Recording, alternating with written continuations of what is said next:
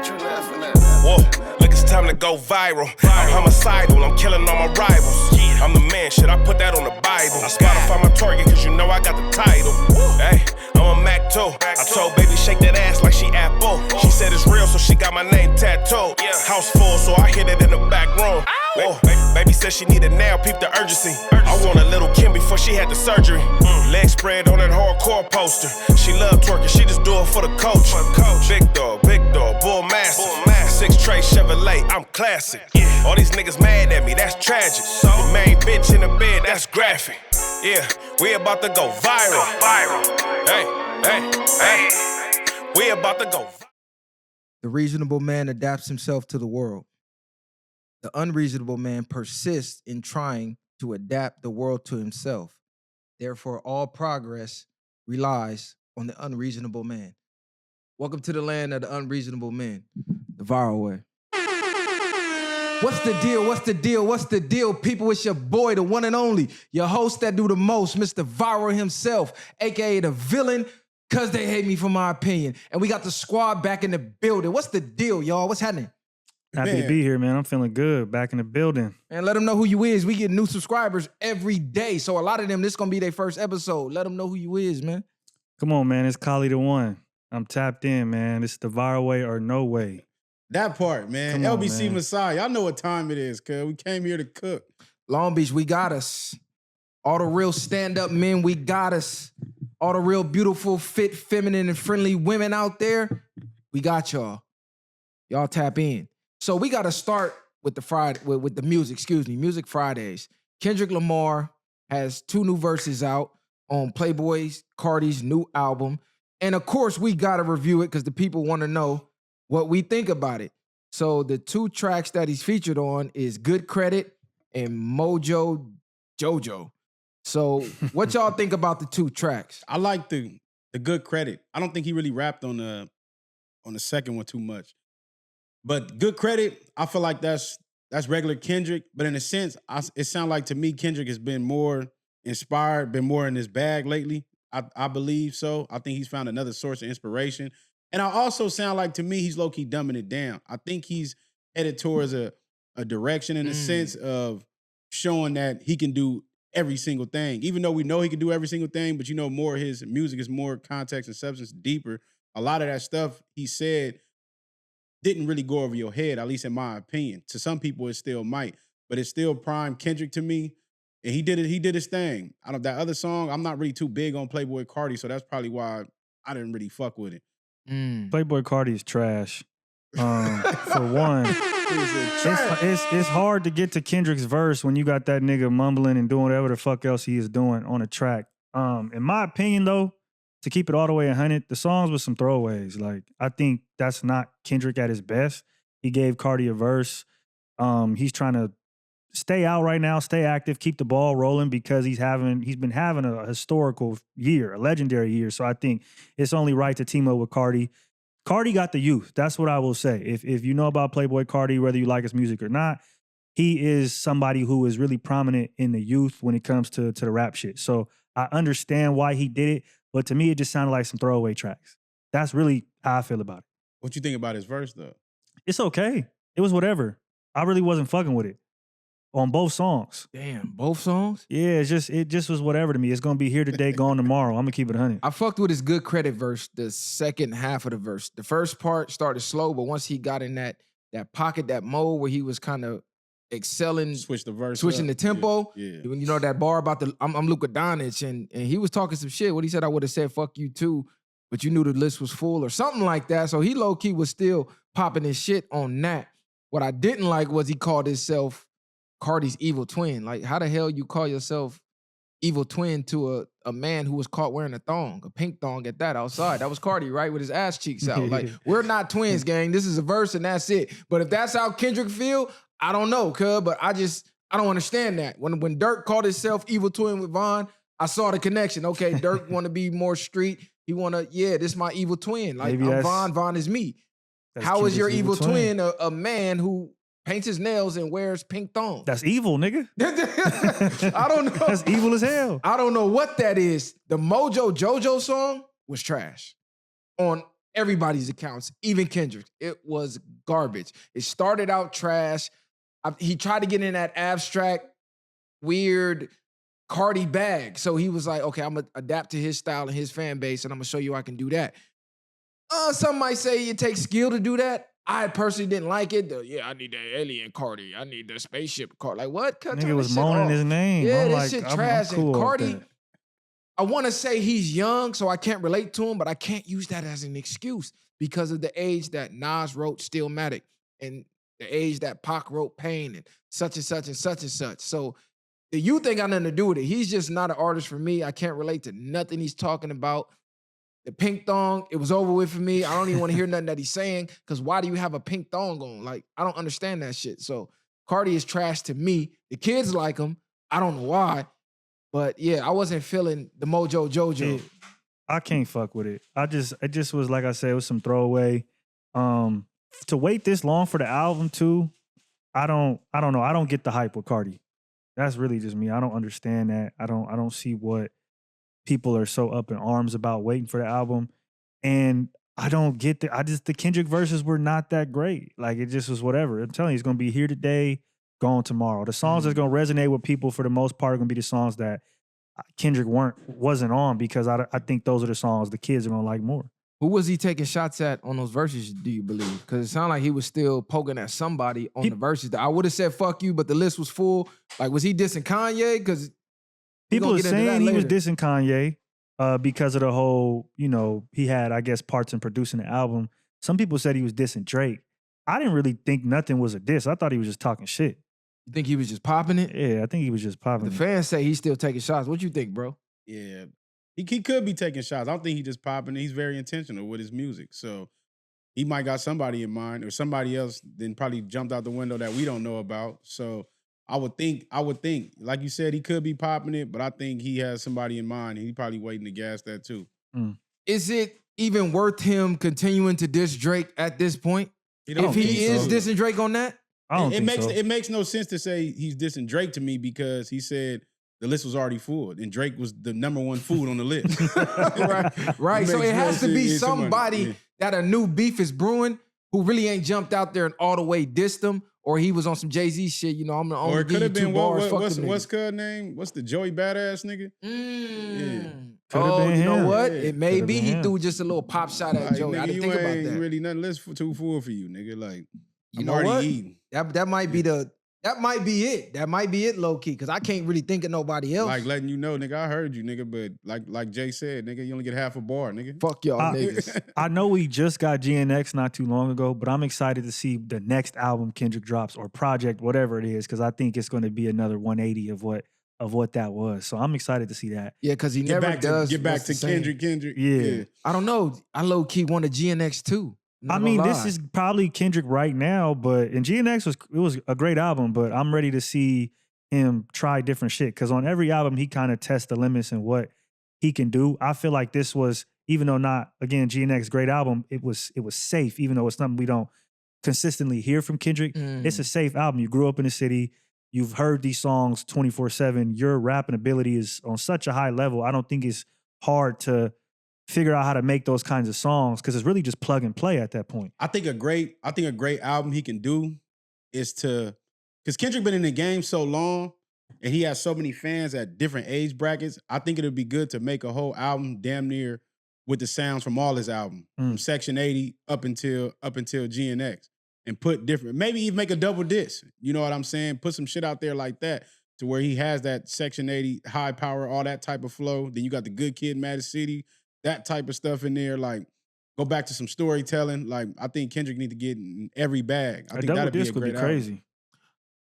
I don't know, bro. I don't think GNX was necessarily safe, because he took a gamble at the rest of the world not resonating with that West Coast bop and the West Coast slang and the West Coast sound, and it still paid off. I don't think Kendrick made a safe album. I don't think he made a safe album, period. I know, but I'm saying, like Kali said, it's safe, because he's from the city and blah, blah. Yeah, it's safe out here, but for the rest of the world, it kind of was a gamble, low-key, a little bit.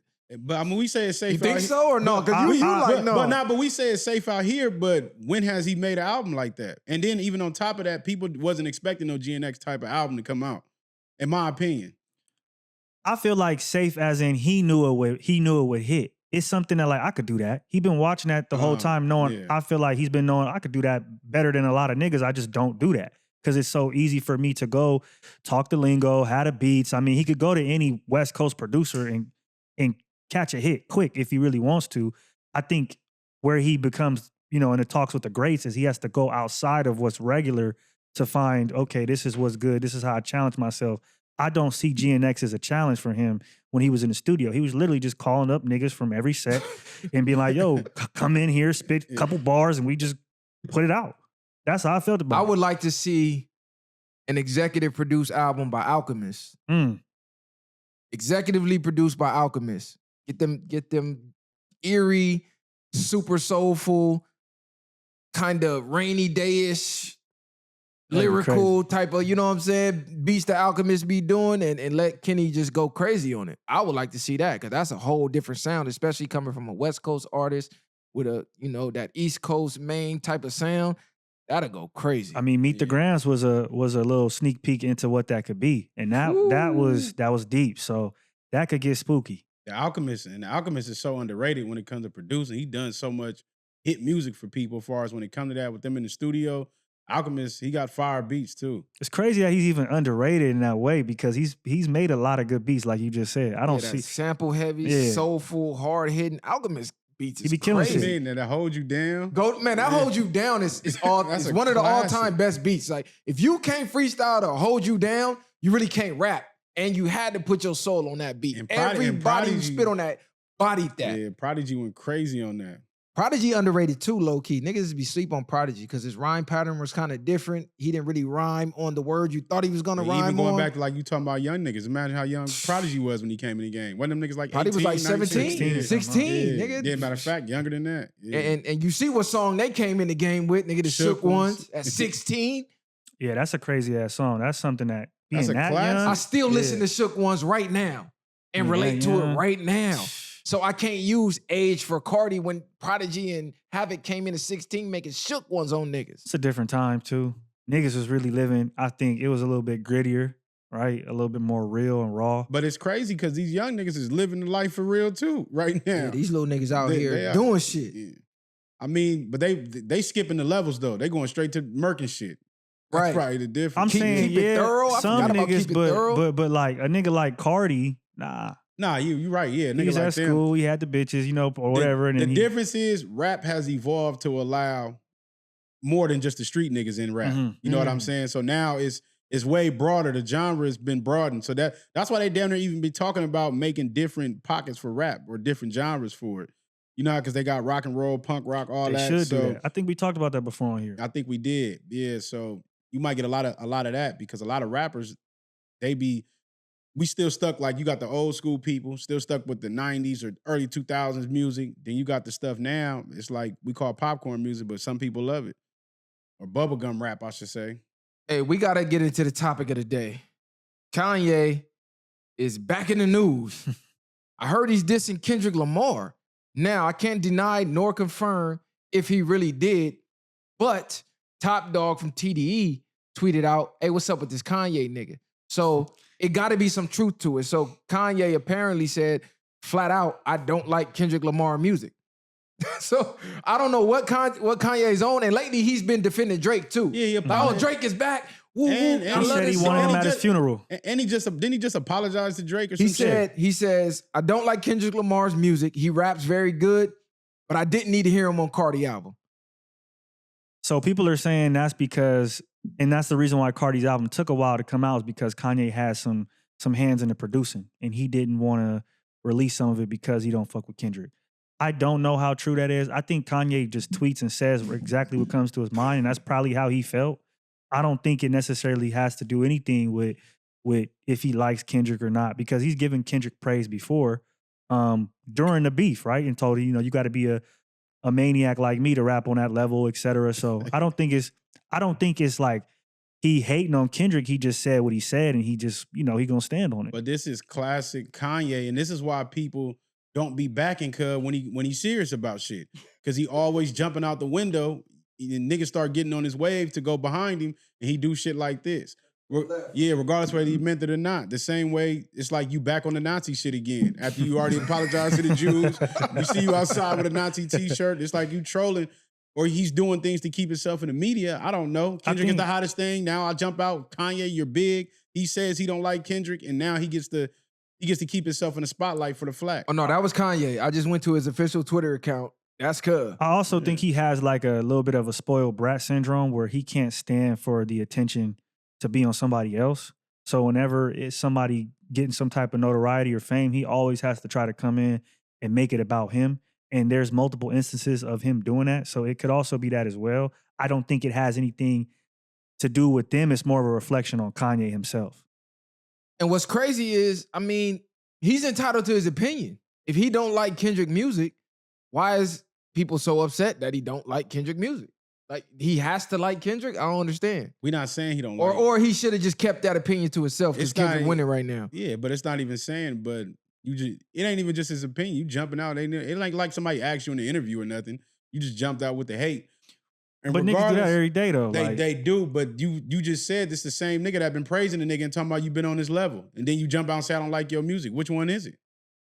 I mean, I think it's a nuanced situation. Like, you're able to like some things and not like others. No, he didn't say I didn't like this song. He said, if you say I don't know why, I don't like Kendrick's music, I don't know why he's on this album, you're saying you don't fuck with his music at all, in my opinion. So but when he was speaking on giving him the praise, he was speaking on solely the beef. So I think in that way, it was probably because he was killing Drake and he was fucking with that.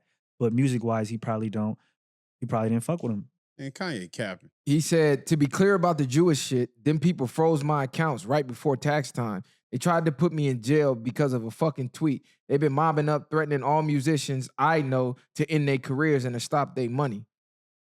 So that's why he going so hard with the swastika thing. I'm not even mad for him doing that. I'm just saying he's known for having these type of typical behaviors. Mm-hmm. He's doing one thing, retracking it, then he's going back, jumping out the window again. Once you think it calmed down, he going back out the window. Maybe he felt that way that day, then woke up the next day like, you know what, I was tripping. But also people got to stop forgiving, bro. If that's how they feel, like the Jews, stop forgiving that nigga. Y'all forget that nigga and do business with him, and then he turn around and shit on you again, and then y'all be mad again, and then so it's like he only can do what people allow him to do to a certain degree. So if he jumps out the window and then tomorrow he don't, the fans jump with him and then they jump back with him. So are they really forgiving him? Because did he get a lot of them deals back? I know he got a few things back in order, but I think once they canceled him out of a lot of shit, he just kept going on with his life and create new avenues to make money. It looked like they kind of fell back on putting the pressure on him a little bit. Maybe behind the scenes they sit on his bumper. That's why he doing what he doing. But I'm reading all his tweets from today. He said, when rappers say my niggas are, no, excuse me. He said, when rappers say my niggas, they are referring to talentless niggas with no jobs or just niggas extorting them also with no job. So when they be like, oh, this is my nigga, this is just a bum that's extorting him. And it's crazy because some of that shit be low-key true, but nobody got the gall to really say it. Because a lot of these niggas that artists are trying to put on is like, okay, this your homie, I get it, but he's trash on the mic. And he's at a level where he doesn't have, I don't feel like he has that type of, those type of people around him. I'm on his Twitter page. And I thought his Twitter was gone. Didn't Elon shut his Twitter down? See, that's what I'm saying. And they give it back to him. He do whatever, you send him a text. Say my niggas he thought he was talking to Joe Rogan. I'm like, Kanye crazy. So what you think? That was like Elon spanking him? Yeah, I think so. I don't even think it was Elon spanking him. It was just somebody's in Elon's ear like, hey, you got to take him down. He jumped on the Andrew Tate train. He said, I agree with everything Andrew Tate has ever said.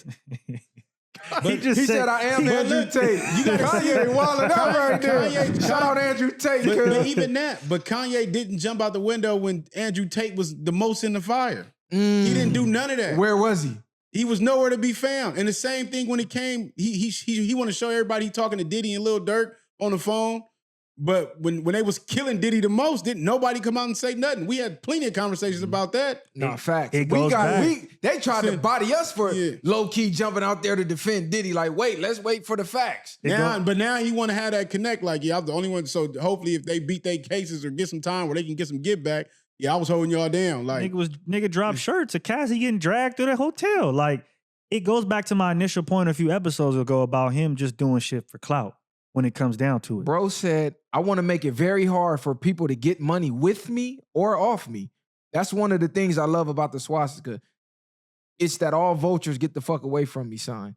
This nigga's wilding. Yeah, I don't know what, bro. Kanye, he's wilding, bro. He don't care. I mean, he might got a vision we don't see yet. I don't know what The vision is that anything I do, good or bad, it's numbers. So at this point, it's all about analytics. And if your analytics go up, your money go up, regardless. So it doesn't matter if it's good pub or if it's bad publicity. People are still going to go tap into your website. They're going to view it. And more than likely, you're going to get more buys than you would have just because you're going to have more traction to your page, whether that be your website, your music, your shoes, whatever it is. He's banking that, okay, if I can get 100,000 people or 1 million people to hate me today, I'm going to at least get 500,000 of them motherfuckers to buy some shit. And Kanye has come to a point he literally does not give a fuck what nobody thinks of him. So, because he's been through so much, like he said, they already tried to cancel him. They already called him crazy. He done already been through so much, and he understands he's smarter than the average person. So the people that's already doubting him, he knows he's smarter than that person that doesn't, like you just said, see the vision that he chooses to have. And whatever moves he chooses to make, he ain't no fool, I would say, but he does do some crash out shit to the point where we don't understand it yet, but he know how to play the internet. That's what I believe he's doing. Like you said, when it comes to analytics, it's coming to getting the views. He knows what to do to play the internet and play on emotions to get the revenue. Because long as it's going, long as he's crashing out and he's spoken up of, he's going to keep getting money. Will he ever be relevant musically again? I don't think so. You think his music career is over with? Mm-hmm. It's because he's too much about the display of it and not the content of it, in my opinion.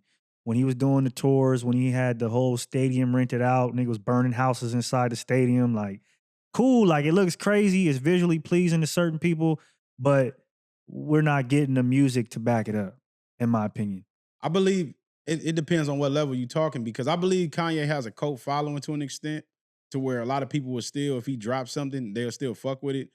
But on an elite level, if we talking about as far as Kendricks and Drake and them, I don't think he'll be on that level.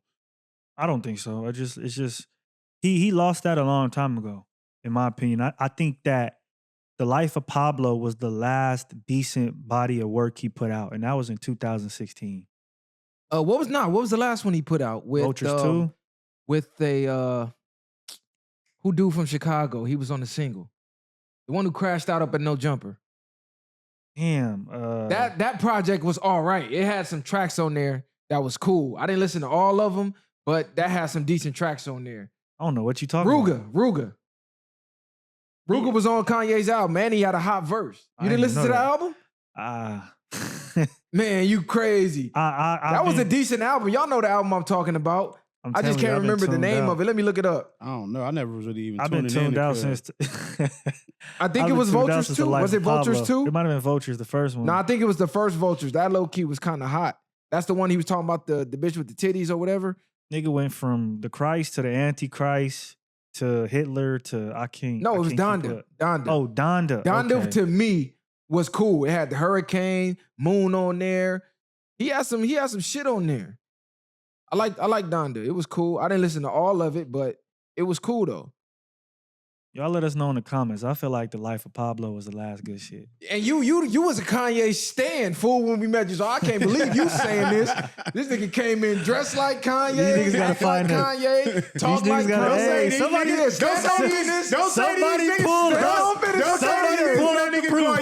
Somebody pull up the proof, man. Because I don't know what they're talking about. Kanye, fool. He was Yeezy'd out. He got the Yeezy socks at home right now. I do. Fuck is he talking about? I got Yeezy socks, for sure. He got Yeezy shit on back order, and that whole shit got canceled. Nigga, I don't even want a refund. That's why I'm not fucking with, bro. Yeah, that's why he want that refund. Hey, pull a nigga account and pull back like them Bitcoin niggas. Hey, before we get into some more serious topics and the topic of the day, I know y'all all waiting for that MWAP response. He's not getting away with what he did. You know we about to slide on him. You know we about to eat through him, but y'all stay tuned for that. Before we get into that, what y'all think of Stephen A. Smith going on? He went on one of those sports podcasts. He going on rants now. Yeah. See, this is what these niggas do with LeBron, though. They have nothing else to talk about. Once LeBron leaves the league, Stephen A is gonna have nobody to hate on. I told y'all it's deeper than that.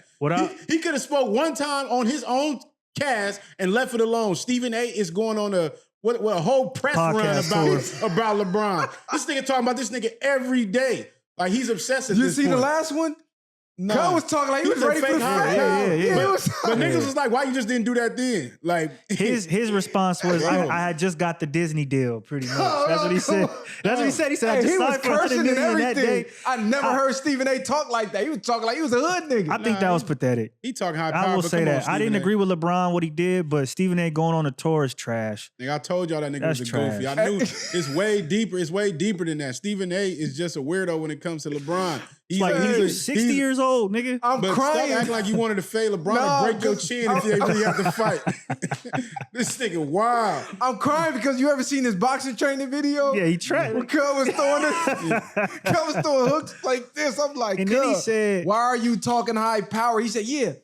All he had to do was say, let me holler at you after the game, and I would have went out there. Matter of fact, he asked his boy, hey, what I would have did if he would have texted me and he wanted to holler at me? First flight to LA, I'm out there. Like The first time, the first time you gotta ask a nigga what I would have did to prove for you, you know you wasn't about to do nothing. But it's like it didn't even matter. It's LeBron, cuz, and y'all both public figures at that point. You spoke out about it. He should have just left it alone. Move on. You said it wasn't nothing. You respected him for whatever the case was, for him being a father and all that stuff. Then you backbite and act like you wanted the issue. It's one of the same situations we just seen last week. he said that the reason why he thinks the reason why LeBron came up to him. Oh yeah, that's terrible. Come on, cuz. What is this nigga doing? He ain't even gonna better move fast enough. White beater saggy as hell. Yeah. bro, He said that Bronny was sitting on the bench looking sad. And that's probably, he said that was the last straw for Bron. That's why he came over there and pressed him. He's saying that, but He's saying crazy why, shit. So why he didn't say nothing when Bronny jumped in that nigga chat, called that nigga a goofy? Bronny was on his bumper. Steven, I was on your side at first, but the Yeah, fact that- that you I keep told on ya. going in after the fact and spinning the narrative saying, yeah, I told him it wasn't about you. It wasn't about Bronny. It was about you. I'm like, what? What did he say that was about LeBron? Well, I mean, in a way, I guess it could have been about him because he did speak on him putting Bronny in that position. He never was like, even though he said Bronny was not good as well, he was a lot of the times talking about LeBron and why would you bring your son up knowing he's not ready. So, I mean, you could say that, but at the end of the day, going on the press run that you're going on, and then the funny part to me was sitting there with Gilbert Arenas and all them, they just letting you get your shit off. They probably thought the shit was funny. And they just let it happen, but Stephen because they knew they was getting a viral moment, Yeah, so they you- low key. I can't let y'all have it. Y'all was just killing this nigga last week agreeing with Stephen A. These same two niggas was killing LeBron and his son. Now they Because talking I think about, the I can see why. No, nigga, I told y'all that nigga was a real hater. I think the knew point is Stephen- valid. I didn't know Cub was gonna go on a press run Yeah. and talk about I the told same you, situation. Nigga, this nigga is a real life. It was deeper than that. That's why LeBron felt the way he did. It wasn't about just him criticize. You didn't criticize this nigga plenty of times, but you go overkill when it comes to this nigga. And he's showing you right now in real time. This nigga did a whole press run trying to get a bag. Probably didn't even get in the bag for it. Nah, He's Stephen doing it A for getting the free. bag for sure. But if LeBron see him now, flight him up, I ain't got nothing to say because as high power as he was talking on that pod, I'm just thinking, bro, LeBron is like 6'8". You like 50. We all 60. We all seen your boxing video. Why are you talking But so aggressive? 6'8" in tip-top shape. You have no type of You win. got under no you. win. And he's not even fading Bronny. So That it's like, part. why talk so high power when you could have talked high power right there on the court? I get it's a time and a place to be professional, but once another man crosses the line on you, you got all right to take it as far as you want to. Even if that deal, he could have told LeBron, come holler at me after the game or holler at me in the back. Holla at me outside. Exactly. You're going to be there to the end of the game. You know you is. So Stephen A just a real life hater, cuz. That nigga's a bozo. Really. Steven, that was crazy, cuz you was talking high power. I'm like, cuz, ready for the fade. Like, this nigga, yeah, what I would have did. First flight to LA. Like, you pulling up on LeBron? Like, come on, cuz. What? Steven, come on, cuz. Knock it off, bro. Yeah, I can't defend that one. That was scary. I can't, because I'm like, I don't know, bro. What happened to Skip? Where's Skip Bayless? Skip, nigga, he went through all that shit. Skip is done. He he's getting doing into a it with podcast. T. He's still doing what he's doing, but nobody's supporting Skip. We seen all the stuff going on with Shannon. That's what really started putting the straw in the camel's back. Then he came out with the allegations against him. We don't know what happened. They just shaded that off. Yeah. I think He's they actually been let quiet old girl ever go. since them allegations. That's what I'm I haven't saying. seen him again. Has he even been doing the show? Well, the thing about the show stopped before the allegations, but it's possible that he may have knew that was coming. So he stopped the show. But I think also he's been through so many iterations of the show, right? And it's like, you have no more black people to leech off of if we keeping it 100. That's fact. You done burnt your last bridge with Steven, what's his name? Shay Shay. And there's nowhere else for you to go. It's nobody else's bandwagon for you to jump on. You tried to bring Wayne on there. Yeah, and that was not going to work. Yeah. So now it's like, let me go back to the room, because he already had the podcast that he was doing as well on the side of First Take, or the side of. I thought he fell back and started doing just the pod only. Yeah, that's what he started. That's what he started but- doing, just solely because of. He actually just had Stephen A. on the show. The shit did like $1 million in a day. I was gonna ask, should they just get back together? Because they both in low key a goofy spot. Even though Stephen A. got the deal, he getting a lot of hate right now. Should they just bring it back together? Stephen A. originally left because he was getting into it with Skip over the same type of stuff. So I think he's able to think, looking at it as a grown man, like, we worked so long, I ain't got that much beef with you, but I can't never really work with you to that extent again. And I'm more up than you at this point. Like, I can't go back to. I'm more relevant. Yeah, and then Skip. If y'all seen the last iteration of Undisputed, when he actually got some ball players in there, Richard Sherman, I forget the other names, Michael Irving, people who were actually, they was cooking him. They just wouldn't let bro speak, because it's like, you're a sportscaster, you're a journalist. We really was in the field. We don't want to really hear nothing you were saying, and you could tell he felt like, okay, I'm not the star, and he wasn't liking having to relinquish that power. And it was different for them because it was nothing he could say against them. You got Prime in there, you got Michael Irvin, all these niggas is Hall of Fame players. I forget his name. Name. Keyshawn Johnson? I think that's his name, yeah. Yeah, Keyshawn Johnson. They was low-key little boying him on his own show. Yeah, but it's like, you can't really tell us nothing. Nigga, you can't tell us nothing about sports, basically. You think they was doing that on purpose? Because they low-key was marking him out because like every show. If you go through Undisputed or even First Take, you could see there's an episode with any of them dudes where Skip was trying to talk crazy. I think a lot of them didn't care the way Shannon Sharp did, like how much he was so caring about keeping that job. Them, it was just like another hobby. You know what I mean? Even though they making money, but that wasn't their focal point. Like Shannon Sharp was trying to make that his lane. Shannon Sharp bought into Skip's ideologies. Right. You know, and he was there watching tape and doing all the extra shit for him, pressing his suit out.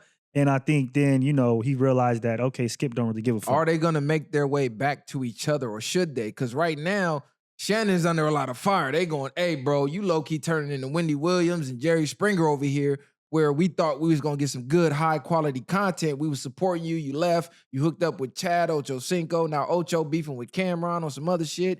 And you just only bringing people on Ocho to tear down other people. I'm surprised you didn't bring that up. No. Ocho on hands. He said, I'll pull up anywhere. And Ocho be out by himself. But I don't think they coming back together. I don't really see it. And Skip is done. He needs to just retire from all that at this point. People don't really care about his takes as much.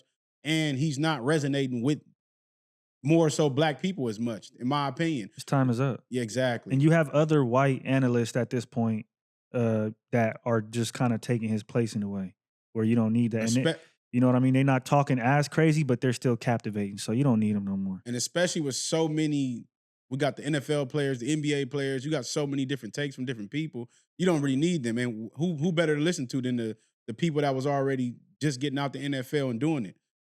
Yeah. Why instead of somebody else? Because a lot of times with people like Skip or Stephen A., it's going to be more geared towards the slander, more geared towards the things outside of, to draw the attention, because they can't really speak from a first person view of okay, this is how things go. They brought up in the field. They brought up Stephen A. I think it was high school or college highlight. You scored 1 point a game. 1 point a game. That's why you mad, nigga. You want to bleed a nigga. You scored 1 point. You got the nerve to be talking crazy about Bronny. And you scored 1 point. How do you get a point? Like, you got a free throw. Yeah, exactly. You didn't even make a bucket. You got fouled and hit 1 free throw out of 2. Like, you're trash. That's garbage. But I don't really watch too much of the sports shows now because I grew up in the golden era ESPN when they had Boomer and them, man, he had to whoop the top 10s, and I feel like that is gone. Stewart that passed away, the black dude with the glasses, remember him? Oh, Stewart, yeah, he was people that really took the craft serious. Yeah. John Madden was still around.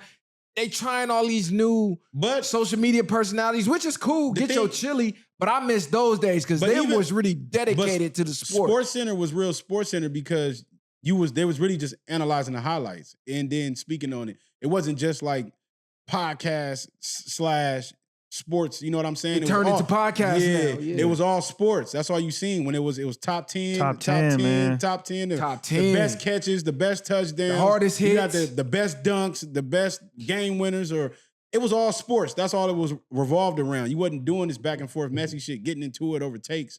Like, you get your take, I get my take, and it was over. I used to wake up in the morning before school, watch the Nigga, top on 10. Jesus Christ, 6 a.m. getting dressed, Every time, watching the nigga, top 10. yeah. Like, damn. Like, if you missed it, like, you didn't really have to watch every game because Nope. you know for a fact ESPN's gonna run the highlights back all day long, and I would watch the same highlights all day long. And you know, we watched more sports center too because we couldn't get every game. And my Facts. team, I was an Eagle fan, so I couldn't even watch the Eagles all the time. So I had to watch Sports Center. Right, and when the Rams was in St. Louis, I couldn't watch it. You feel me? Exactly. So yeah, man, I miss the old school ESPN. This new era, People getting paid too much. And it's crazy to say that because, you know, niggas want to get paid. Obviously, it's great to get paid. And if you're able to get a bag out of what you're doing, then go ahead. But the money does corrupt things to a certain degree. It waters it down, in all honesty, because now people they're not really in it for the love of, you know, being a journalist. They're there to make a viral take that's going to get them traction so they can get a bigger deal. That's all they're trying to do. It's more entertainment. I don't remember that many females being in the mix either. So y'all catching these cases and all that shit. Like, I remember Pam Oliver on the field interviewing players. That was really it. They didn't really have too many. NBA had up Doris there Burke. That's taking- it. Right. Doris Burke been around forever. Yeah. But they were dedicated to the game. They wasn't up there thirst trapping, carried themselves titties like- out, ass out on the ground. Like, it was none of that. They was strictly there for the sports and for the athletes and to get the takes of the athletes, and that was it. I'm sure they still got that's hit, some but other it's just we didn't know about it. And they wasn't putting it on Front Street that they got hit. But somebody for sure knocked Doris down. A couple people. But Doris wasn't just eye candy like that. Niggas wasn't basketball players. wasn't I caring think about No, I think for niggas sure. still knocked her down probably. Even Pam Oliver, she wasn't really. She had them crazy wigs, and them motherfuckers. They was trying to do her dirty one time. She was going viral for that shit. Hey, so Anthony Mackie is going viral for a lot of reasons. That interview he just did, it's getting clipped up everywhere. We talked about how he said success is given and not earned yesterday, but we didn't cover the other part of that where he says that Hollywood has been destroying masculinity over the past 20 years, and he's raising his sons to be masculine. He's not with none of these agendas. He don't even let his sons get too fly or follow none of the social media trends. He lets them know, hey, when I'm gone on set, you're the man of the house to his oldest. So it's your responsibility to look after the house. And intruder come in, it's your responsibility to defend the house. It's your responsibility to look after your mom and keep your little brothers in check. I'm raising a man. He said, whoever got an issue with that, that's a personal problem.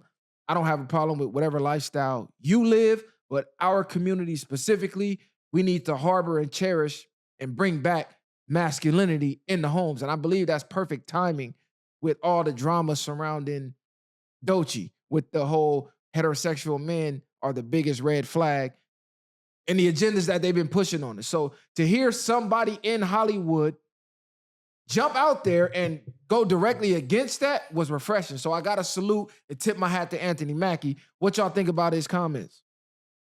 Nah, I agree with him. It's the same thing we always speak on. And for people that don't understand and don't think it's an agenda, just go back if you're a little older and just pay attention to the way things are now. From the cartoons to the movies to the TVs to the commercials. Everything you see has something fruity or gay in it. You know what I'm saying? It never was a cartoon when I was a kid where they had two dads. It never was allowed to be the name whatever you want to be to use a bathroom, the transgenders, all those things in that aspect, the movies, everything else, you have to have a gay scene. Even these TV shows that you watch, it has to be a gay character. It has to be some main gay, something with all that in it. And this ain't nothing just against the LGBTQ community. It's just the fact that it's pushed to the forefront. And like we talk about, the things that you see the most, you become equipped to, and these kids become curious, and you wondering why these kids is 7, 8 years old, and even in elementary already being gay. It's not just because, I don't believe people are born like that. I don't believe that. I believe you're brought up a certain way or you're introduced to certain things and you become equipped and adapted to the things that you see and you're around. You're basically becoming a product of your environment and the things that you consume. I agree. I think that it's more important than ever right now for us to try to keep the masculinity alive and push it to the forefront, because for so many years it has not been. You got the gender ambiguous characters. That's what you see a lot of the time now. The skinny dude who, you know what I mean, we don't know if he's a girl or if he's a boy. He doesn't really have any masculine traits. He plays the back. He's not a go-getter. He's not headstrong. And they make that type of man, especially in our community, the number one character at this point in time. Like you said, cartoons, TV, music. You got people like Playboy Cardi running around with thongs on. You know what I mean? And telling you that that's okay. And just because we might fuck a girl, we're somehow still a dude. Nah, dudes don't play like that. We don't do that. And we need to draw a line in the sand and go back to having more of a masculine and a feminine thing. We're merging it. And that's why people, to keep it 100, their heads are fucked up. And so somebody like Anthony Mackie, which he's always played, besides the Tupac role, right? He's always played decent roles. So to, like you said, to hear him say that is refreshing, because everything we see in Hollywood is feminine. That nigga was Papa Doc too. I forgot he was Papa Doc. Yeah. Cuz was Papa Doc, but he played the hell out of Papa Doc too. Was that a bad role though? Nah, Papa Doc was a good cool. role. I fuck with Papa Doc. Clarence is cool. His real name's Clarence. He got killed. But to get back even to that too, even when we be mad at our women, but even when we think about a lot of things, if most masculine men are going to be attracted and have a feminine woman. So now you get a lot of these women that we presume masculine, and they're looking at niggas like bitches. You know what I'm saying? To that extent where these niggas can't control the women. So that's to the point, and they're feeling like they have to step up in those roles. But only because niggas allow it though. This is what I mean though. If you're dealing with a woman that's not far as feminine, you want that, and I believe you shouldn't just deal with it, because then they will get back in pocket. But when they have men that they can control and move a certain way, they're going to keep moving the way they do. But women nowadays are looking for that, because that's what they've also been conditioned. So we're being conditioned the opposite way. Men are being conditioned to say, you know what? You always gonna have something to fall back on. You aren't responsible for your actions 100%. Where back in the day, you sink, we're gonna throw you out here. You either sink or you swim. Don't come crying home to mama, right? Where now it's like you're gonna always have somebody to pat you on the shoulder. You're gonna always have somebody to make it seem like what you did was okay, to where you might not have to take responsibility for your actions. So you're looking for somebody as a man that's going to coddle you. Women, they're learning to be more masculine today. You're going to be the breadwinner. Women are supposed to be strong, independent, have a head on their shoulders. They make more than men. All these things that they're told from this high to when they're 25 years old, when they meet a man that mirrors a masculine man, that's actually, for some women out here, that's uncomfortable. Because then they can't control. And what they've been conditioned to do is to be the lead instead of being the follower in a way, or, having a partnership. So I think they're being conditioned backwards, and is putting us against each other. There's a famous quote. Hard times create strong men. Strong men create good times. Good times create weak men, and weak men create hard times. For the past couple of years, I would say maybe the past 10, they've been creating weak men in our culture via the destruction of masculinity. Anthony Mackie went on to say at least 20 years. So all we've done was want to party, get fly, blah, blah, blah. We talked about it on the show all the time, right? And in the process of that, men have become weaker. Men don't have skills. Men don't have masculinity. Men don't have emotional intelligence. Men are literally acting like they're single mothers who raised them, because they were raised in predominantly single family homes. Right now, we're in the era where it's shifting, where the few masculine men that's out here is starting to like, you know what, fuck this. We finna press a line. We need to get back to this, because the world goes in cycles. It just cycles over and over again. So that's why that quote is, to me, I love that quote, because if you look back in history, there was always a time where, okay, masculinity was running it. Some weird shit started happening. That society collapsed, then a new society advanced, rinse, cycle, repeat. Right now, we are in the collapse of the weird shit, the goofy shit. Like, that shit is done. People is sick of it. People is tired of it. The women who co-signed it and thought that's what they wanted got out here in the real world, saw how hard it really was. They don't want that shit no more. They want to put the responsibility back on real men, like they like to say. They don't even like the men that their counterparts or their mother or grandmother's raised to be weak. Because all these niggas want to do is have fun and a good time and let's play and joke all fucking day. So right now, it's a shift. So if you are on the side of the real and the masculine and let's get men back being men, let's get women back being women, it's not misogynistic to say we have gender roles because it's common sense. We're made different. We're wired different. We each got different skills. That's called having roles. So God molded men to be a certain way, which is why we always had certain roles because we excel where women fail. Vice versa. They got certain wiring where they excel where we fail. Yin and yang. So right now, the world is shifting back to normalcy. So shout out Anthony Mackie for being brave enough to say that. Because just a few years ago, saying that would have been labeled homophobic and he would have been canceled. So now he got the balls to actually get out there and say it, and you see the support. People are tired of the fake shit. We tired of the fake music. We tired of the fake content. We tired of the fake sports. People ain't even watching sports no more because it's all connected to betting. And man, this shit fake. We want the real back. Yeah, period, point blank. I think a lot of, it might sound crazy, but I think a lot of people, where we at, because I talk about this, when you think about other cultures, even though I'm not saying you have to be religious, but I think even having a higher faith and a higher power in God at that sense, I think a lot of our people have no connection to God. You know what I'm saying? Regardless of what we might say or think, people are just living out here to just 5 senses solely and not doing nothing, working on the inside. That inner strength is what really count when it comes to that balance. And when you think about other cultures, they follow a certain strict routine far as regardless if you feel like they brainwashed or they're doing something else, but you see the way they women act in different countries, in different states, based off of their religion. And that keeps them intact with certain morals or with certain principles. And I think a lot of us, and men as well, we don't connect to that higher power. We don't do that. And when you're doing that, you're never going to be in sync with yourself. You're never going to be in balance. So I think a lot of us are out of balance within, and that's the bigger problem when it comes to us as men and women. I also think that people, what they, the agendas that we've been sold on social media and our imaginations and what people think is not working out in reality. And so what I mean is you might want to be a strong feminine woman on social media, but then in reality, you realize that that's not really working out. Or dudes, they run into dudes, can't fix a fucking tire. You know what I mean? Can't use a screwdriver. Do we use this is not working out in reality. A dude come home from work, right?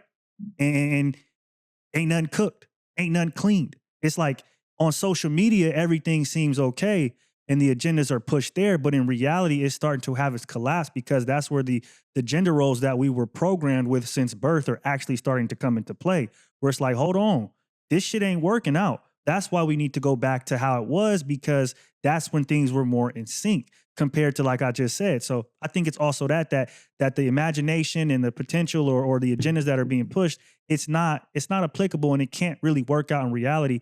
And people are starting to see that after bumping heads for the last 5 to 10 years. I see a lot of things like, for one, I think nobody should be trying to orchestrate their relationship the way somebody else is. Like if I tell people all the time, like we say, comparison is a killer of all joy. If you see that man with his girl walking and holding hands across the street, and a female might look at you like, why you ain't holding my hand? Well, I don't hold hands. You know what I'm saying? So stop comparing the men. I think men and women, between your relationship, you should figure out what works for y'all and stop trying to get these gender roles or the prototypes of what a relationship should be. You're getting too much advice from too many different people. Within 1,000 people, you should take advice from one. So I believe that. And I also think there is a difference when it comes to strength, when it comes to men and it comes to women. We call these masculine women strong in all this sense, but it takes more strength to be a feminine woman. It takes a lot more strength, in my opinion, to be feminine and to mask in that and be able to control their emotions and do different things when it comes to dealing with a man versus just running wild and doing what you want to do. I think that's actually weaker in my sense. Even though you're trying to be strong, you basically being a nigga. You want to be masculine, you want to be hard in that sense. So I think we got a lot of shit fucked up. No, shout out to Anthony Mackie though, because he got it right. He's cultivating his kids, his sons, to be men. Like men are created. Men aren't, they're built. So they got to be given the tools to become a man. Yeah, you can be a boy, grow up, and you're of age, and you're technically a man, but you have no skills to be a man. You're not a useful man. You're not a leader. You don't have any knowledge to give. So the fact that he is in I would say, a privileged position and still giving his kids the game, he's not relying on his privilege and his money to do it for him. He's actually utilizing and doing it. Like, hey, every day I'm gone, wake up, text me before you go to bed, text me, let me know you put the alarms on. You got to do this, you got to do it. Like, he's giving them tasks, getting them ready for the real world. And that's what's lacking in a lot of homes. We're letting electronics raise kids. Oh, go YouTube this, YouTube that. Or we so burnt out, we don't want to give them any game, or we don't want to learn to give them. Because a lot of us, for a fact, was not taught and don't really have nothing to even give if you did have a son and want to teach him something, because you weren't taught. So even as adults, there's a lot of full-grown men that on the side of being a dad has to learn new skills and new trades and new traits to give, to pour into their son, because they don't have it. You got to learn every day. And I agree. And we got to start young. You got to start young, because half the things I hated that we had to do when we was young, I'm glad that I learned it when I was young, because now it's embedded when it comes to just small things, doing chores. You know what I'm saying? Being respectful when you walk in people's houses. We talked about this already. And that's embedded in me, I feel like, forever, just off the strength. I can't sit around too much clutter without just getting up and cleaning it up. Like, it'll fuck with me. You know what I'm saying? And I think, like you said, certain tools and things have to be developed within you. And I think you start young, in my opinion. I agree. Charlie like, I'm over it. You're like, get off this fucking topic. Nah, facts. Shout out Anthony Mackie, man, because that's a topic for me. What y'all got for us, man? Should I go in on this goofy MWAP, or should we stay high power? You know, he gotta get Let's this go. clip. Charlie said, get it out the way. Let's All go. right, we'll get it out the way. It's not enough. Few solid niggas left, but it's not enough. Few bitches that are really stepped, but it's not enough. They out here teaming up. So MWAP put out another failed bias TDE response to our Doechii take. Now, MWAP is TDE. He was a DJ, so I understand his biasness. But the take was trash. The response was trash. Let's just keep it real. He said a few comical things, but bro, the comedy route is not gonna work against the facts.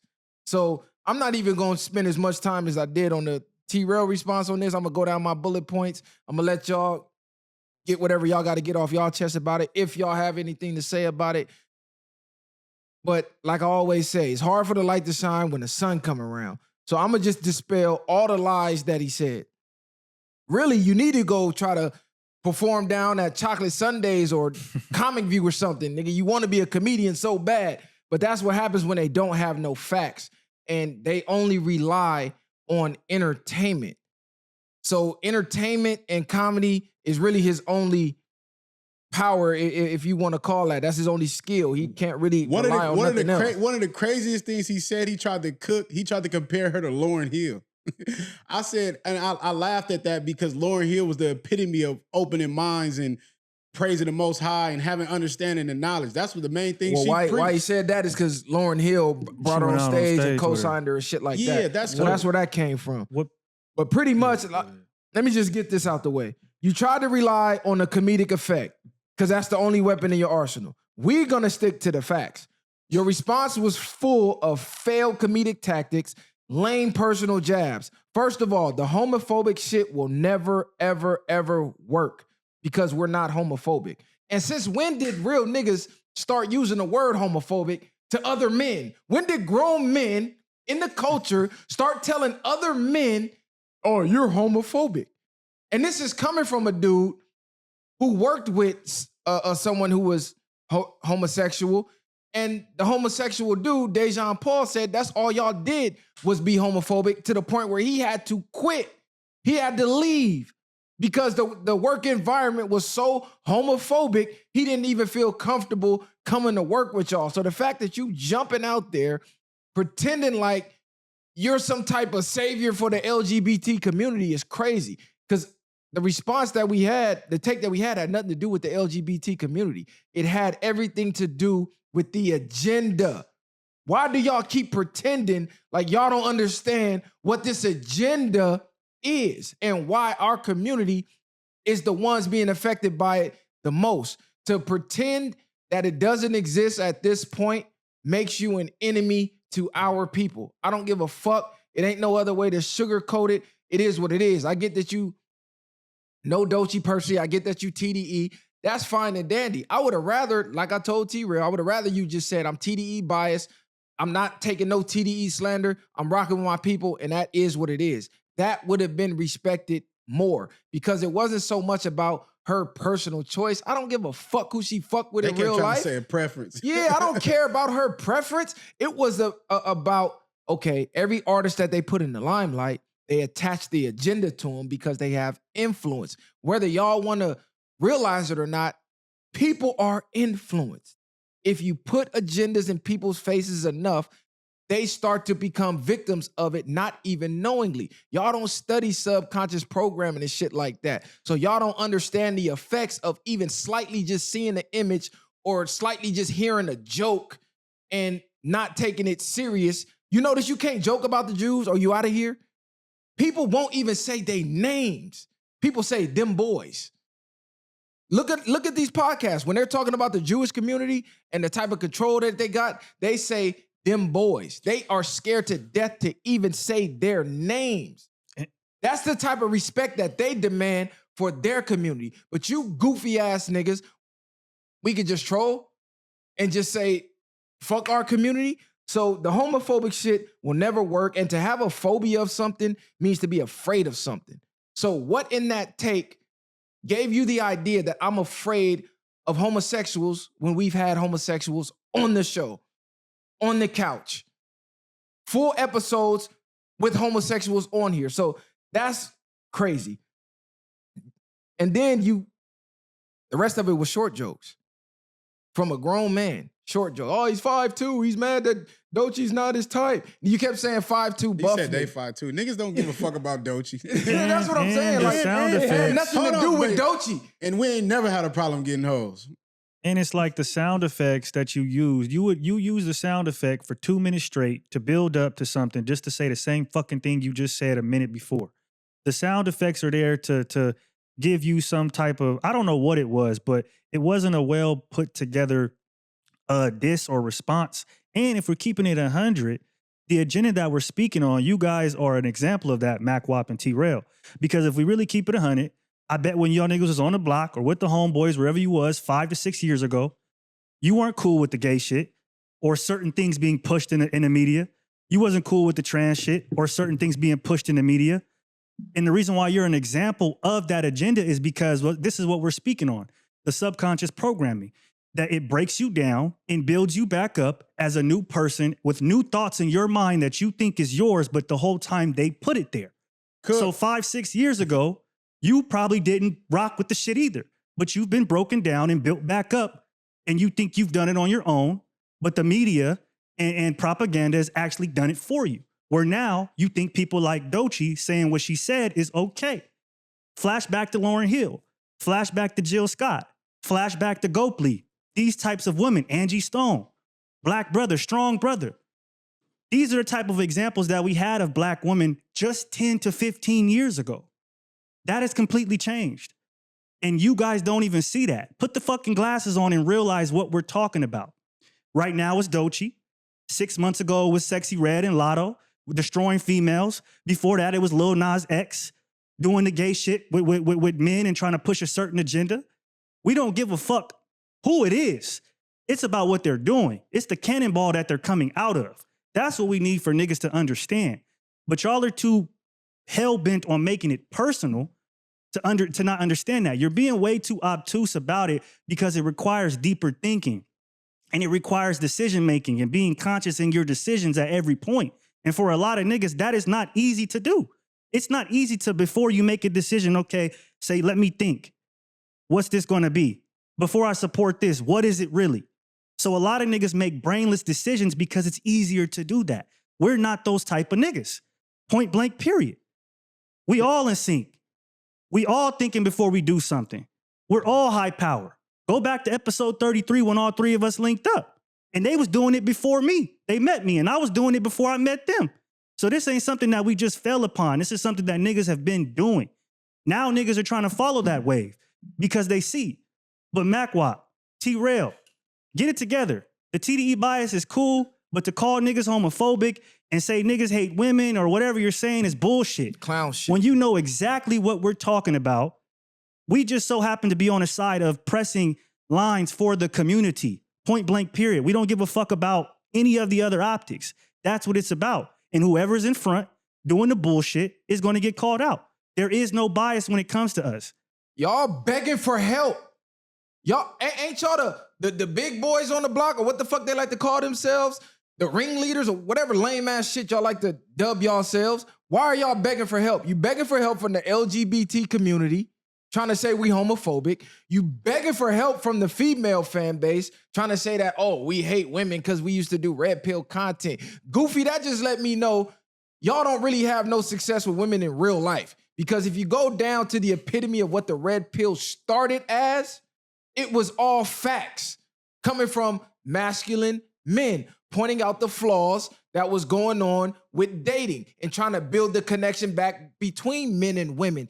The red pill was actually bigging up real women of women like Lauryn Hill, like he pointed out, and women who represented the black community in a good space. So all this ratchet shit, all these weird agendas, these sexy reds, all these ratchet retarded bitches who just rap about sucking dick and doing drugs and scamming niggas, that's what the red pill was against. So to say that if we align with the red pill community, that means we hate women, you're an idiot.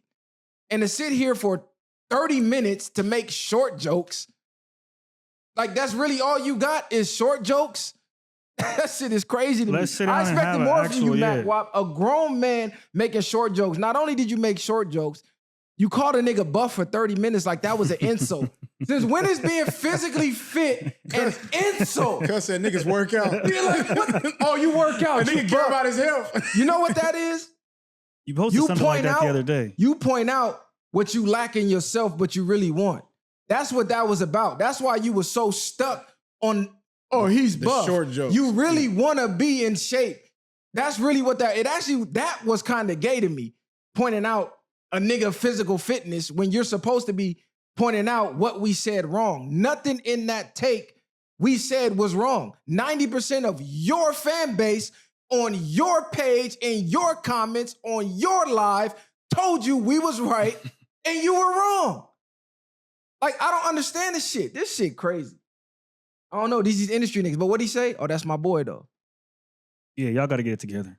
Y'all got to get it together. Oh, another thing he said, y'all probably listen to R. Kelly or some, like, I'm just going down the list of everything he said to try to dispel what we said. What the fuck did that have to do with anything? We had a debate about R. Kelly on the show, so that means I listen to R. Kelly and that got anything to do with Doechii How? What the fuck are you talking about? He for sure listening to R. Kelly. He said it on the show. No, I said he listening to him. Yeah. He said, what was another thing he said? I thought he was trying to say we listen to R. Kelly like as what R. Kelly in jail for type shit. He said, y'all are old and not hip to Doechii's music. It's not about the music. Never did we say she don't make good music. Never did we say, or did I say, I'm gonna speak for me. Never did I say she don't make good music. Never did I say she didn't put in work. All I said was she's giving industry plant vibes. If you look up the definition of what an industry plant is, her career and her newfound success fits that to the T. I think even Google was putting her picture up under the definition of industry plant.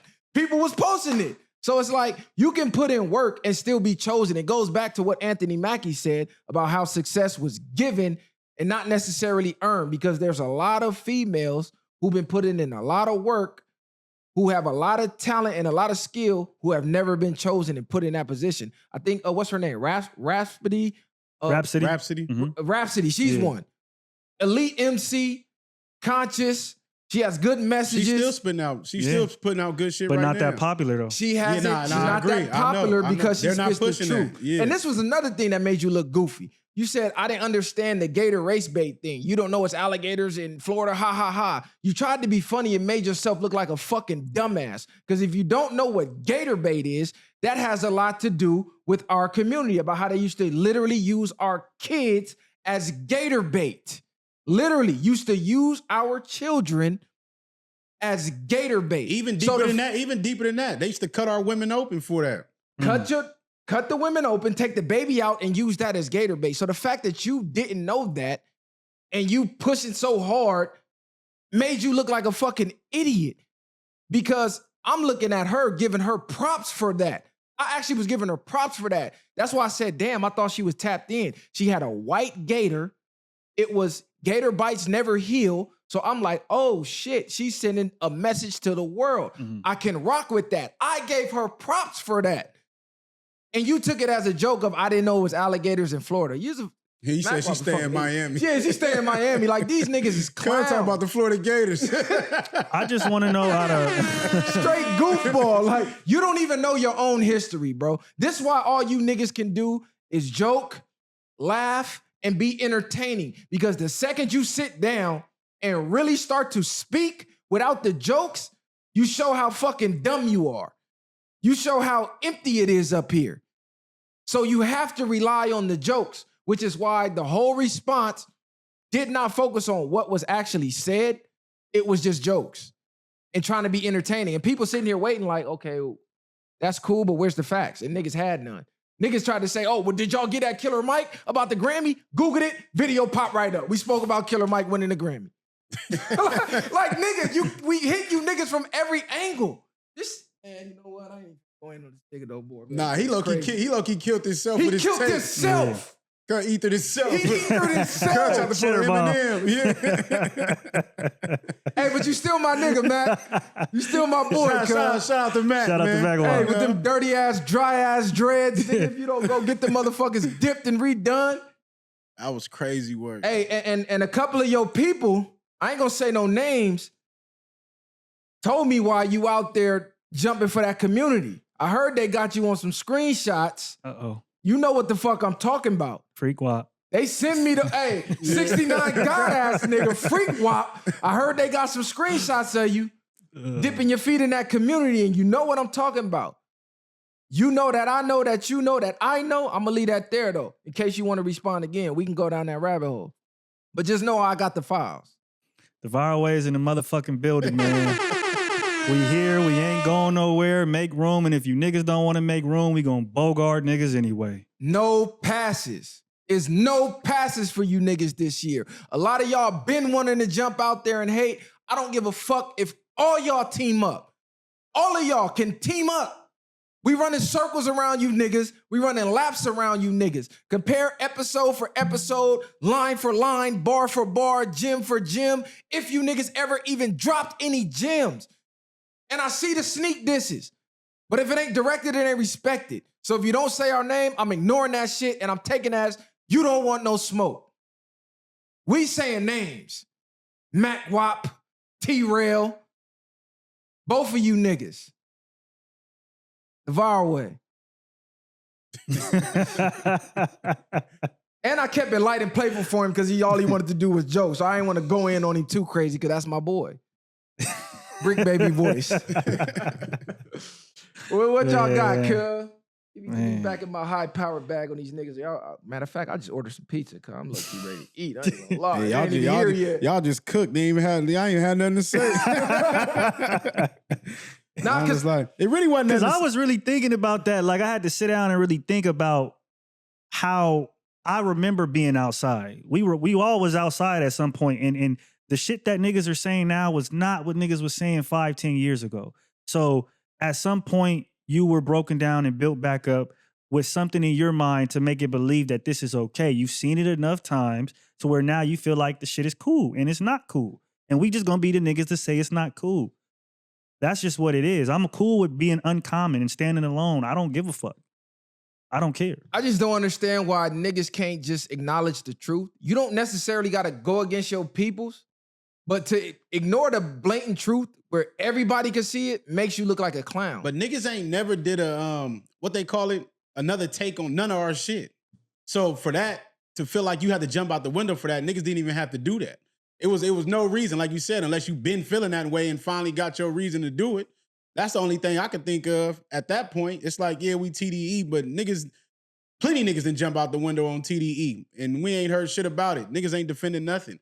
And then we was on there with MWAP. All this you could have said when we was on there with you. Oh, hold on. I gotta double back. You tried to go down, oh, you the fake Kevin Samuels, or did you want to say be that, Kevin yeah. Samuels. Like, what the fuck, nigga? Never did I ever say I was trying to be Kevin Samuels. The only thing I ever said was I related to the red pill because if you go down my Facebook the last 15 years, I've been talking red pill shit from day one since a young nigga. So that's what really drew me to the red pill lane. I didn't even know it was called red pill.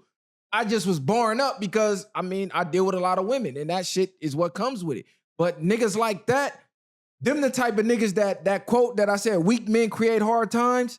Weak men like MWAP create hard times because you let women step all over you. You let women push any agendas on our people, our children, whatever, and y'all just take it as trolling and as a joke. No, God put men here to guide and govern women. When women are given too much freedom, they start to crash because they wasn't given that leadership skill that God embedded in men. So when someone young like Doechii, maybe she didn't even know she was pushing an agenda. Maybe she thought she was trolling, but the powers that be that push the buttons, they know. And as men who are leaders, we know. So it's our job to put her in check and go, hey, blah, blah, blah, this, that, and the third. You say you know her personally. T-Rail say they know her personally. So y'all should have been the ones to pull her to the side like, hey, sis, wop, wop. So she maybe could have came out and made a public statement on it because I ain't even really hear her speaking on it after that. She's never going to have to because of the climate that we're in. We talked about this on the episode. If somebody straight would have came out and said gay people or lesbians or whatever the case is a red flag, we wouldn't be hearing the end of it. We'd be still talking about it and seeing news cycling about it right now. But because she came out and said what she said about straight men specifically, nobody's going to give a fuck. And people That's just what it is. And people kept saying preference. If that was the case, why she just didn't speak only on her preference about what she likes? It was no reason to even mention the red flag shit. Right. If that was the case, Right. if you only speaking on your preference, you didn't even have to bring no straight men in it. Niggas wouldn't have nothing to say. And that's just her. She gay or she like whatever she like. And your preference, exactly. Your preference can be something without tearing somebody else down. Like I think, and whether you thought you were doing whatever you were doing, you're a role model, whether you like it or not. What you say is going to influence people. You have a following, you have status, right? You're famous. All these things, even if you don't want to be a role model and influence, you're going to. So you should have picked your words wisely because, again, on the other side of the coin, on the other side of the field, it would have been a problem. Bro, if a white woman would have got on a podcast and said, my red flag is black men, y'all would have been in a fucking uproar, calling her racist. None of y'all would have been saying that's her preference. Y'all would have been calling her racist. Same way you same niggas jumped down Andrew Schultz's throat for trolling Kendrick because he came out and said, man, I was trolling. All y'all was on the cancel Andrew Schultz campaign. We got on his ass too. But the difference is we didn't allow him to use the I'm trolling excuse. I don't give a fuck if you trolling or not, nigga. We not allowing nobody to play with the community, even if you come from our community. Because all skin folk ain't your kinfolk. So you niggas is hypocrites. How you mad at Andrew Schultz for trolling Kendrick, but then you not mad at Doechii for trolling straight heterosexual men, and you supposed to be a heterosexual man? You niggas is looking funny in the light. You niggas have bent over backwards for a little fame and a little change. What do you niggas stand on? What do you niggas stand for? What do you stand for, MWAP? I don't understand. Your allegiance to TDE is strong enough to say, fuck your people, fuck your manhood? Like, what are you talking about? This had nothing to do with her preference. I don't give a fuck. I like bisexual women. I want you to be eating pussy when I'm hitting that from the back. That's cool. That wasn't the issue. The issue was you throwing the dart at our community. And somewhere down the line, some little girl's gonna watch that and be influenced, whether she knows it or not, whether you know it or not. That's how it works. They put images in cartoons, they put images in movies, images in music, and after a while, your brain starts to get reprogrammed. It's called subconscious programming. You fucking idiot. And people have to understand, we come from the community that something happens on social media, a famous couple breaks up, and our community argues about this shit. We turn against each other over this shit. So it is that serious. It's not something that you just scroll past because we have a community that lets things like that create a rift. So that's why we're checking it. That's why we're actually, you know what I mean, going into depth on it, because things like this creates a rift between our men and our women, specifically us. And when you see somebody that looks like us saying that, then you're going to go have black women that go and say, you know what, that's a fact, and agree with that. And that creates discussions, that creates a rift. Point blank. This is why you need awareness. This is why you need awareness, because common sense ain't really common. And it is even sad to say, because you have grown people that's almost 50 and still don't get it because you're caught in the program. This is why bro always say we're here to lead the sheep, because you're not even aware enough to even understand what the fuck is going on. The wool is still over your eyes. Niggas ain't seeing clear. Put the glasses on. Goofy, they wonder why, and they talking crazy because you got the glasses on. We tell you all the time, go watch They Live. You know what I'm saying? Niggas don't really get it until it start affecting you, until it start affecting somebody close to you, or whatever kids or type of people that y'all got. Y'all don't understand that right now because y'all personalizing it. How you didn't know what gator bait was? Nah, you thought you were just saying some crazy shit. I don't know. No, but that's what I'm saying. Like, it's so way over their heads, they don't understand. It was so over, he thought you was sounding dumb. But see, smart is dumb to a dumb person. So when you can't understand something, we automatically label it as dumb. No, you just can't understand it because you only understand at your level of perception. What you perceive, that's the only thing you can understand. And we know it's all jokes, it's all entertainment. That's all you niggas can understand. The nigga said, this is Magneto. It's called a hand moocher, you dumb fuck. Go look it up. I'm not gonna tell you what it means. They have like hundreds of them. So MWAP, that's your assignment for the day. Go Google, go study, go research what a hand moocher is. And gator bait. And gator bait. Learn your own history. You niggas crazy the viral way. That's my boy though. Shout out to Mac. Shout out to Mac. Y'all go stream him, go run him up. Shout out my boy, man. You gonna see us back over there soon. Tap in, MWAP. You had to get this clip though, nigga. But yeah, y'all got anything else, man? No, what you got? I'm waiting on this pizza, cuz. I ain't gonna lie. I'm waiting on this pizza. Bro has some high power. Bro has some high power shit. You talking about these? You talking about these? All this shit. Yeah, bro came with his A game. I got on his ass about the topics. He ain't get on. He just said bring. He ain't get on shit. He just said bring some topics, man. That was bro it. Start dropping. This what I really be at, but niggas we be in the fucking with the media shit so much. Yeah, because I got a topic, but I feel like I'll save it for another episode where we could really what's the topic? Research and get into it, or we could do it on the spot. Why isn't King Leopold hated as much as we can research that one. Yeah, I'm like, hold on, I'm gonna have to go. You have to research that. Oh man. Hey, cause you know he done bodied like 10 times the amount of people that Hitler did. The problem is Genghis Khan too, I believe. Yeah, the problem is it was our people that he was doing it to. So it's like it didn't make the history books. But we gonna get into that for y'all. Just know we be in a whole nother atmosphere with this shit. That's a good one. For sure. We gonna borrow for that. And don't be trying to steal our shit. Yeah, we went over most of these already, I think. Were the ones I had. Hey, and to the critics of the people out there saying, oh, they acting too tough. This isn't an act. This is really us. So if you looking at us on the screen being passionate about topics or the masculinity that you're not used to seeing in the mirror because you's a bitch, is us acting too tough to you, you need to go find what you lack.